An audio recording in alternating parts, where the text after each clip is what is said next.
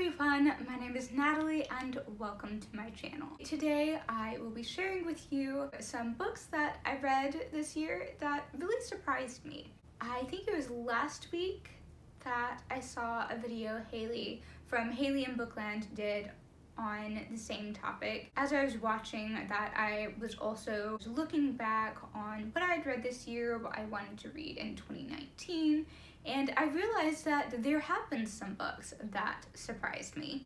Some for good reasons, some for not so good reasons. So the first book I wanted to talk about is actually one of the first books I read this year, and that is Reading Dante From Here to Eternity by Prue Shaw. I picked this up in the campus library while I was looking for some print sources for a research project I was doing on how to teach the Divine Comedy in a high school English class. It sounded a bit different from the other books I had been looking at. I read a bit of the introduction and it was nowhere near as dry and boring like the other scholarly books that I had been looking at. I actually didn't check it out with the intention of reading it for research. I was just reading it for fun because I am that big of a nerd.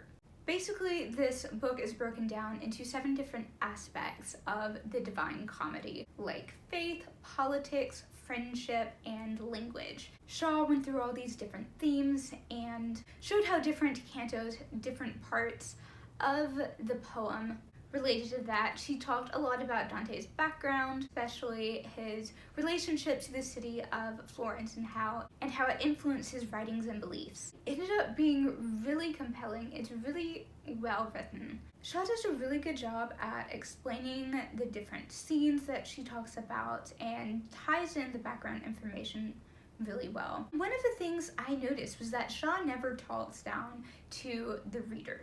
And if you compare it to other scholarly works, the tone and writing style is different as well. It remains very intelligent and professional, but it's also very passionate and easy to understand. Like, pretty much anyone could read it, even if you're a beginner to the Divine Comedy. This was way at the beginning of the year when I read it back in January, and what's most surprising about this book is it has stood the test of time. It's remained one of the best I've read in 2018, and I highly recommend it. The next book that surprised me this year was The Search for Wanda by Toni DiTerlisi. I found this at the library over the summer, and I remember my sister reading it a lot when we were younger, but I never read it myself.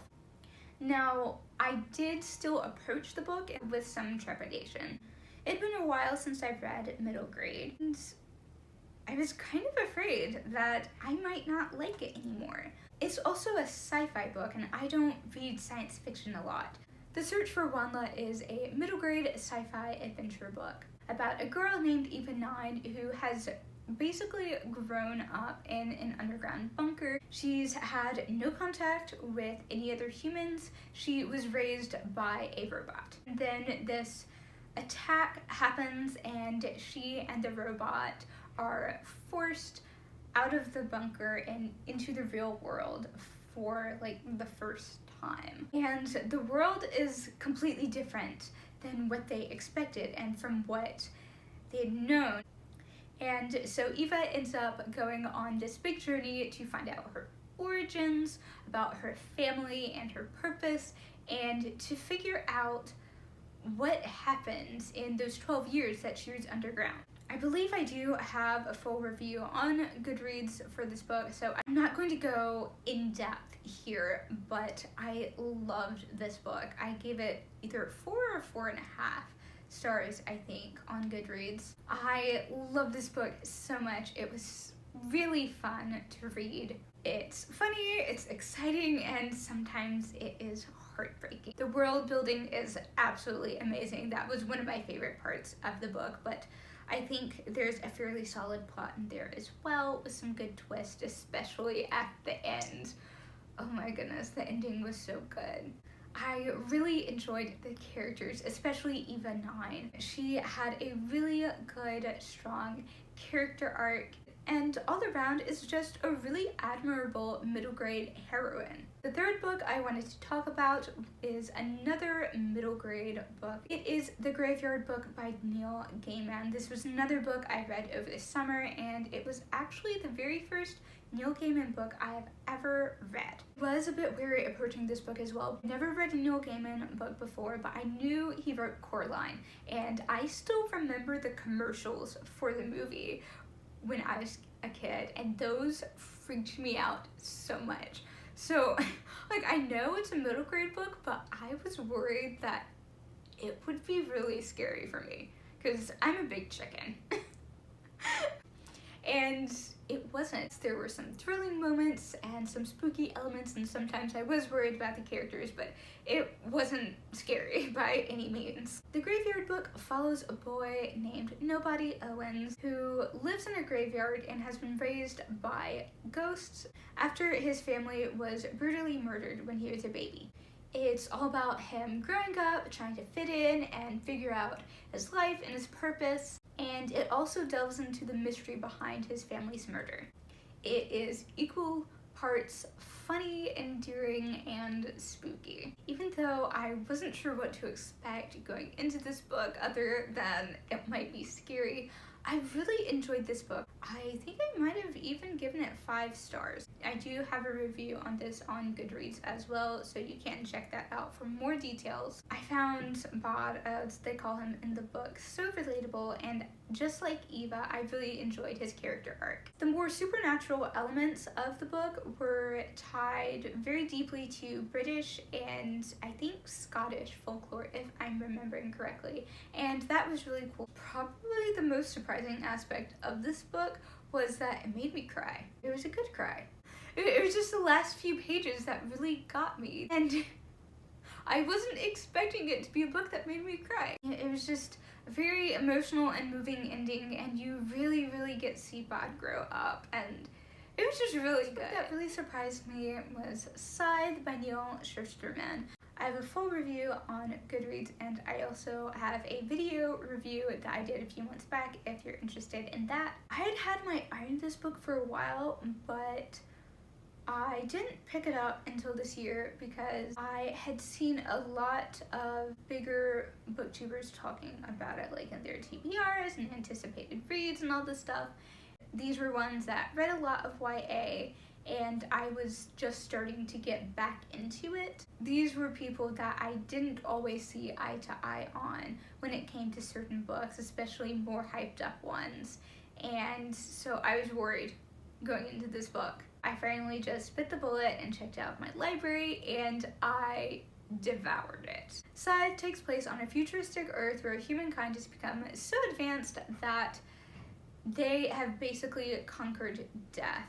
But overpopulation is still a problem, so you have these people called Scythes that have been tasked with basically killing people to keep the population in check.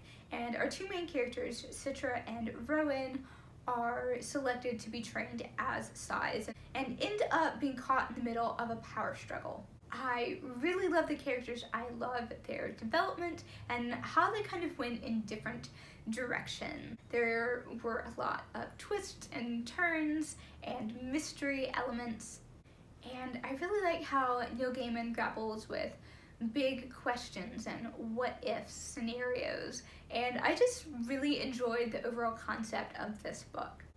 The last 2 books I want to talk about are both books that surprised me for not so good reasons. I was very disappointed by these books. First up is Mortal Injuns by Philip Reeves. I picked this one up over the summer because I heard it was going to be a movie, and I'd seen the trailer and it looked really cool, just the whole concept and world behind it.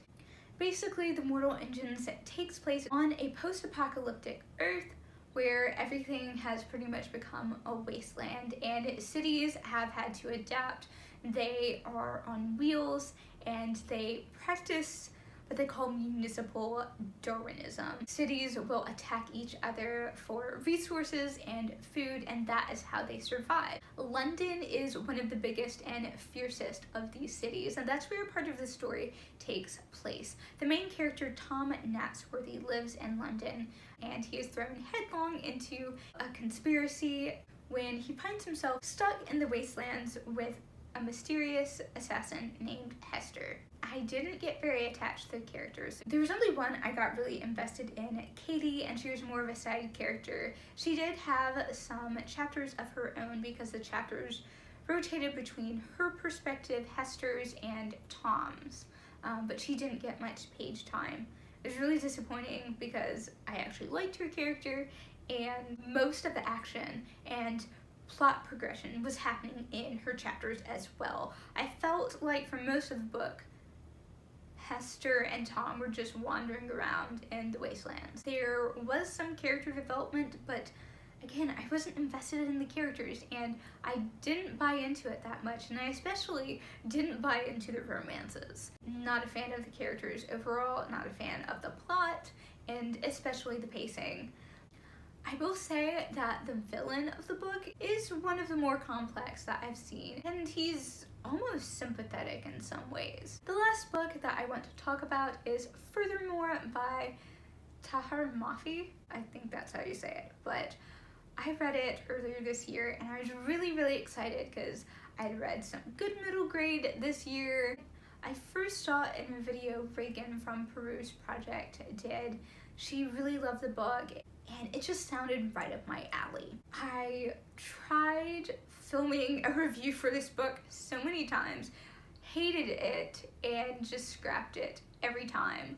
So I finally just ended up doing a quick little review on Instagram and then transferred it to Goodreads, so you can check it out there. It all boils down to, again, just like with the Mortal Injuns, I loved the concept, I loved the world and the world building. It was really cool. I didn't like the execution.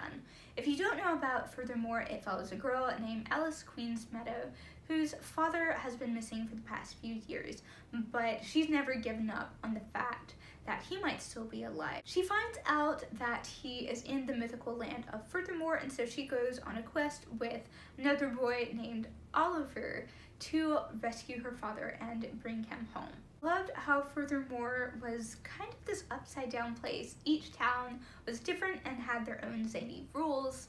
And despite any initial similarities to Alice in Wonderland, I think the world and the story actually held its own. What made it really disappointing was its execution. It had so much potential, and it was just a major letdown. Basically, I didn't like the characters.